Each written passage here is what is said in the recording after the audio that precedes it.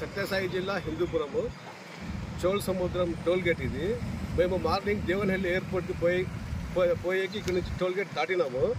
12:04 ఒకసారి amount cut అయ్యింది.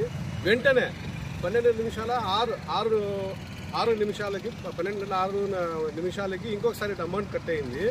ఇక్కడ చాలా పెద్ద స్కామ్ జరుగుతూ ఉంది. ప్రజలు ఇది గమనించి మెసేజ్లు ఎవరు చూసుకోరు, వాళ్ళ పనిలో వాళ్ళు ఉంటారు, వెళ్ళిపోతూ ఉంటారు.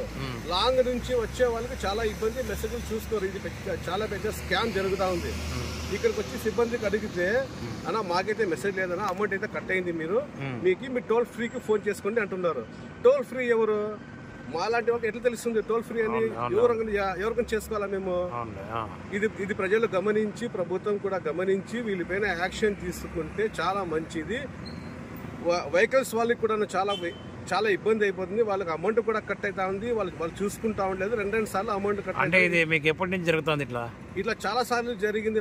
నేను అంత గమనించలేదు. ఈ రోజు బ్యాలెన్స్ చూసుకొని మరి నేను చూసుకున్నా. 2 సార్లు 60 రూపీస్ కట్ అయినాయి. వెంటనే 5 నిమిషాలకే కట్ అవుతున్నాయి. ఇది చాలా పెద్ద స్కామ్ సార్. ఇది మీరు ప్రభుత్వం గుర్తించి ప్రజలకు న్యాయం చేయాలని కోరుకుంటున్నాను. దీంతో పాటు వేరే టోల్ గేట్స్ లో కూడా ఇట్లా జరుగుతున్నాయా? బాగేపల్లి టోల్ గేట్ లో కూడా జరిగింది.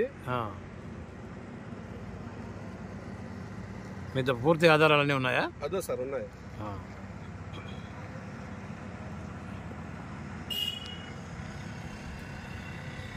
ఇది చోళ సముద్రం సంబంధించింది. 2 సార్లు అమౌంట్ కట్ అయినాయి. ఇది బాగేపల్లికి సంబంధించింది. 2 సార్లు అమౌంట్ కట్ అయినాయి. ఇట్లా పోతే ఇది పెద్ద స్కామ్ మాదిరిగా చాలా పెద్ద స్కామ్ జరుగుతా ఉంది. దగ్గర ఉన్న వాళ్ళని వచ్చి అడుగుతా ఉన్నాము. అయినా మాకు రెస్పాన్స్ ఏమంటే టోల్ ఫ్రీ ఫోన్ చేయండి, అమౌంట్ అయితే కట్టినా మాకు సంబంధం లేదు అంటున్నారు వీళ్ళు. లాంగ్ నుంచి వచ్చే వాళ్ళకి వాళ్ళ పరిస్థితి ఏమి? వాళ్ళ దారిలో పోయినాక వాళ్ళ దగ్గర డబ్బులు ఉండేది. దీన్ని చూసి అయిపోయింటే మళ్ళీ వెనక్కి రాలేరు. ఇది ప్రభుత్వం గుర్తించి వీళ్ళపైన యాక్షన్ తీసుకోవాలని కోరుతున్నాం. మీ పేరు? షాజహాన్ సార్, సత్యసాయి జిల్లా హిందూపురం.